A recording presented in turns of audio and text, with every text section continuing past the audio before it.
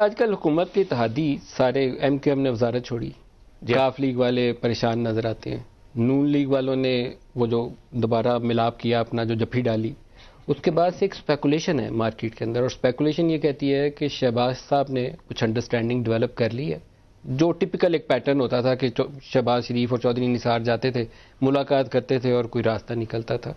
تو آپ کے گورننس ایشوز اور ان کی انڈرسٹینڈنگ پتہ نہیں کیا کوئی نئی پولیٹیکل چیلنج بن سکتی ہے گورنمنٹ کے لیے، آپ کو لگتا ہے ایسا؟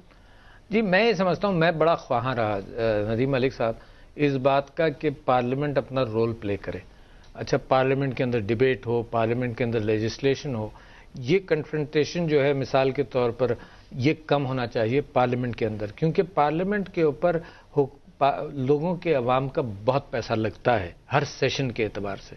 تو میں جاتا بھی رہا ہوں، ملتا بھی رہا ہوں، کوشش بھی کرتا رہا ہوں، بٹ سٹل میں محسوس یہ کرتا ہوں کہ پارلیمنٹ کا رول بہت بہتر ہو سکتا ہے. لوگوں نے یہ کہا کہ جی یہ آرڈیننس فیکٹری ہے تو یہاں سے آرڈیننس نکلتے رہتے ہیں، تو میں نے یہ بلنٹلی اس کو فیس کیا. میں نے کہا ہاں، یہ آرڈیننس فیکٹری کام جب تک کرتی رہے گی جب تک پارلیمنٹ اپنی ذمہ داری پوری نہیں کرے گا.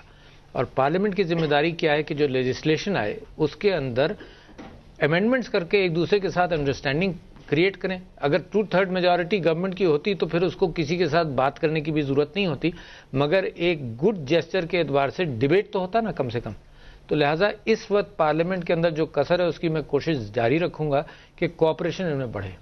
نون لیگ کے ساتھ، پیپلز پارٹی کے ساتھ، تحریک انصاف کا کوآپریشن بڑھے. قانون پاس کرنا، اور سنیں نا، لیکن ڈاکٹر جب ہماری بڑی سگنیفیکنٹ میجورٹی کے ساتھ جب کوئی حکومت نہیں آتی تو جو الائز بھی اس کے ساتھ آتے ہیں ان کا فٹ پرنٹ بہت بڑا ہوتا ہے دنیا کے اندر.